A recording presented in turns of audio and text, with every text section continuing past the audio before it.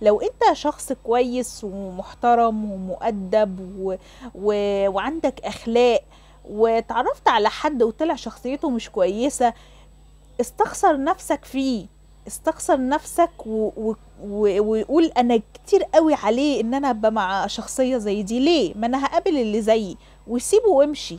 هتقابل اللي زيك، ما تخافش. انت بتقول ايه؟ لا انا مش هقابل اللي زيي. ليه؟ احنا طول ما احنا عايشين بنقابل ناس، وبنتعرف على ناس، وبنتكلم مع ناس، وبنشوف ناس كتير قوي في حياتنا. فانت لو انت شايف نفسك ان انت كويس، محترم، مؤدب، فيك صفات كويسة وفيك صفات حلوة، ما تبقاش مع حد مش كويس، ما تبقاش مع حد قليل الأدب، ما تبقاش مع حد بيستخسر فيك الكلمة الكويسة، ما تبقاش مع حد بيقلل منك قدام الناس، ما تبقاش مع حد بخيل عليك، ما تبقاش مع حد انت كتير قوي عليه، ما تبقاش مع الناس دي.